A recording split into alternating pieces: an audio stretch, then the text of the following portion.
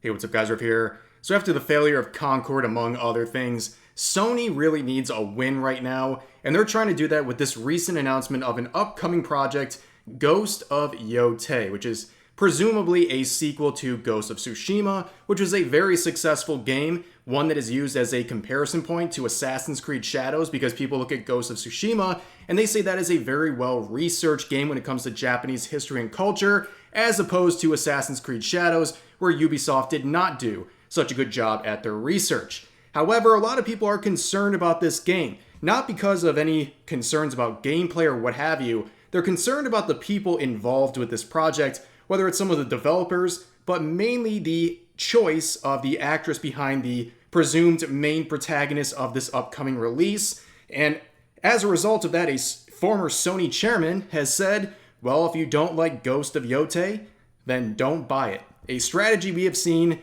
blow up in the faces of people in the past. Now, before we get into that, instead of that logic, you should buy this new Rev and Straub collection with Advanced GG. We have another bundle with me and my wife, Darling Straub, who's also a VTuber. We have these new shakers as well as new energy flavor jars. You can get these individually, or you can bundle mine together or bundle all of ours together to save a lot on your order. And also, no matter what you get, make sure you use the link in the pinned comment and use code REV at checkout to save 10% off your total Advanced GG order. Now, returning to our discussion about Ghost of Yotei, a lot of people are questioning the choice of the actress behind the protagonist, Atsu. Her name is Erika Ishii. Right now, a lot of people are combing through her social media accounts, in particular her Twitter account, and they're finding a lot of very political and divisive tweets that are really rubbing them the wrong way.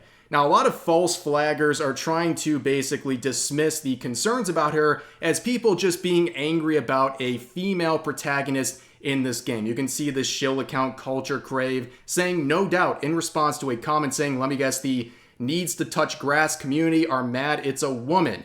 And keep in mind, this is the same person who helped promote the Japanese historian Yu Hirayama and his claims that Yasuke in Assassin's Creed Shadows is a actual samurai in real life as well. And of course, they are citing someone who is a member of the Japanese Communist Party who doesn't believe in empirical evidence to support claims about Japanese history, which is absolutely insane. But these are the real concerns.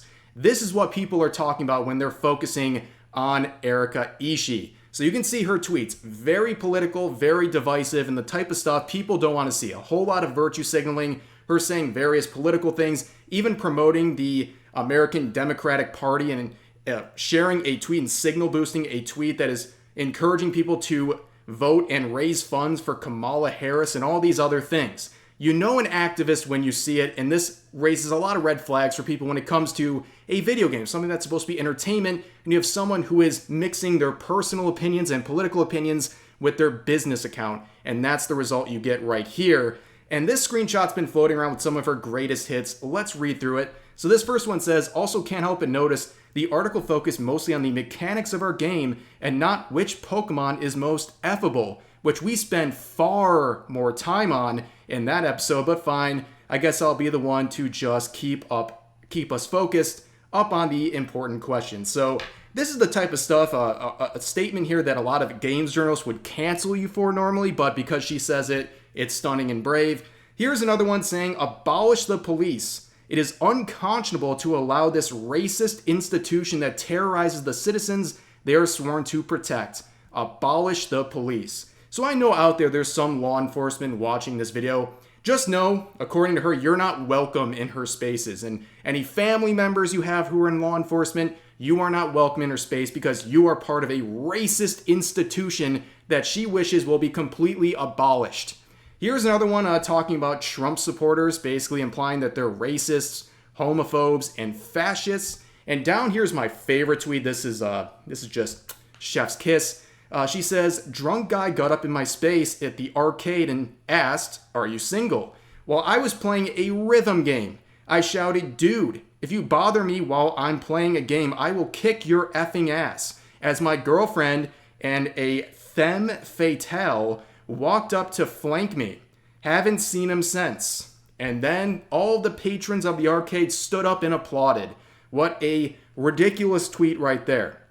But here's another one she made back in February of 2023, and based on the timing of this, it seems like she was joining in on the discourse involving Hogwarts Legacy, where she is virtue signaling here, saying she's been a fan of Harry Potter for her whole life and done all these things, but suddenly, just then, when everyone was canceling Hogwarts Legacy and people playing it, she just then realized that J.K. Rowling is this very controversial person. She's shocked to discover all these claims she's making and is now disavowing her and seemingly joining in on the Hogwarts Legacy harassment campaign that we have covered many times on this channel. Now, I also think it's important to note, and something very funny here, that she is also playing the role of Rook in Dragon Age the Veilguard, and of course, like, this whole woke narrative, like, what a fit. This is the same game we talked about a few days ago, and the designs coming out of this are absolutely ridiculous in the character creation screen here. But anyway, she's adopted a very interesting, let's just say, strategy to deal with criticism and potential criticism. So a lot of people, I'm seeing dozens upon dozens of people reporting that they have been blocked by Ishii's official account, including people who never interacted with her. They've never interacted with her page or anything she's associated with, but she is preemptively blocking people, including YouTubers and other people who might be critical of her or the game she's working on, which is a very bad strategy. If I'm going to give some advice here, I think that's a really bad strategy. It shows weakness. It shows that you don't want to hear any criticism, and you're basically ducking people who might criticize you. It looks really, quite frankly, cowardly. You're kind of, especially the preemptive aspect, not just blocking people who are being critical, but preemptively blocking people who might be an issue. That is not a very good strategy for someone like this who's trying to gain goodwill for the game she's working on. On top of that, of course, the usual suspects are taking advantage of moments like this, saying, wouldn't it be nice if this made incels die? Very interesting. The normal people strike once again. But here's another interaction that would be important. So you see Mighty Keith once again shilling for this sort of a game, posting this screenshot where basically this user's talking about the fact that there is a Japanese woman samurai warrior in this game, and he's sick of the forced girl boss narrative, which this isn't really super important. It's more the reply that is important for this video, where you have Sean Layden making this observation in response, saying, number one, it's a game, an entertainment, a story a team of creators believes in. They want to make this. Number two, it's a game. If you don't like it, don't buy it. In fact, why not make the game you want yourself? Now, who is this individual? Well, they are a former employee, a board member at Sony and PlayStation, and they're someone who ironically now works with Tencent Games, which is a very strong competitor of PlayStation and Sony, which a lot of people are looking at this tweet, and it's very divisive, as always with all these tweets. People are saying either, number one, they are trying to take up for Sony and defend the former company he used to work with, or number two, this is like a 5D chess move where he's trying to basically actively sabotage his old company in the benefit of Tencent by making this tweet, because there's a lot of things here that are wrong. So let's start with the first claim. It's a game, it's entertainment, a story a team of creators believes in. They want to make this. Well, they're making it seem like we just want to make some good gameplay over here at Sony. That's what they're all about. But we know what Sony's all about these days, and that is DEI stuff. I mean, one of the first things they tell you is about how they're working on social justice initiatives and diversifying the gaming industry is one of their most important goals. So let's return to number two.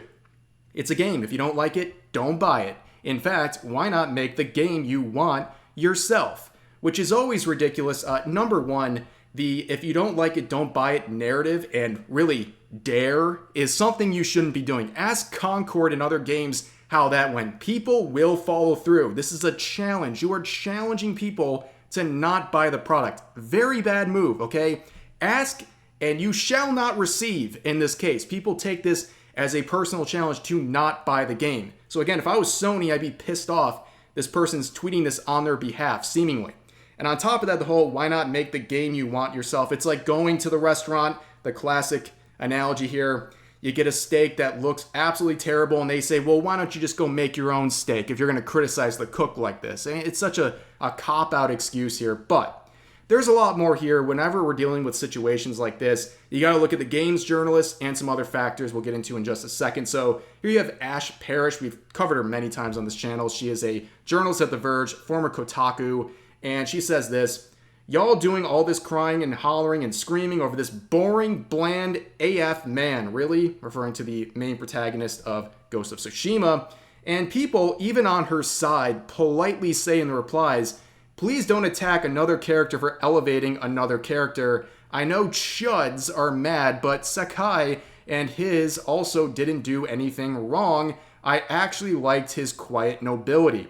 Where Ash replies saying, let's not do this. Let's not frame this as some kind of fandom drama. It's perfectly fine and normal to say, this guy's boring. So basically they're weaponizing criticism against one protagonist to defend the current protagonist, which is a very interesting move that normally journalists like this would condemn and say is a terrible, awful, unfair thing. But when it serves their own interest, they don't really care. Now, there's one other thing you've got to check in these situations, and that is Sweet Baby, because once again, there is a, albeit loose, but a connection to Sweet Baby once again. So in that Park Place article we've been looking at, they point out that Sucker Punch, the development team behind this new game, they hired a former Insomniac Games community manager and a Sweet Baby Inc. defender. And this is the tweet they made right after they got hired. They said this: the whole Sweet Baby controversy is mind-numbingly dumb. Most people have no idea how games are made or what a consultant does. Many don't even care to listen when someone tries to explain it to them. They would much rather have an other to demonize. So that's a good strategy right there, basically defending Sweet Baby, who everyone, in terms of gamers, everyone hates right now. And on top of that, they are basically implying that gamers are stupid, which is never a good thing when you're trying to sell a product to someone. But anyways, there's a lot going on with Ghost of Yotei. Like I said, a lot of people don't really have concerns about the gameplay itself just as a foundation because they trust Ghost of Tsushima that came before it. But the people behind this game is what is generating the concern. Are these people going to try to be activists? It seems very obvious from some of their accounts that they actively try to share their political beliefs nonstop. So why would it end there? Why would it end with their Twitter account? We've seen it happen many times before where these political beliefs and these divisive beliefs end up bleeding into the artwork that they're a part of. And that's something that people should be legitimately concerned about. And I think that is a fair thing to be worried about at this given time. But for now, that's going to do it for this video. I hope you guys enjoyed. As always, feel free to share your thoughts about today's topics in the comment section down below. And I'll see you guys next time.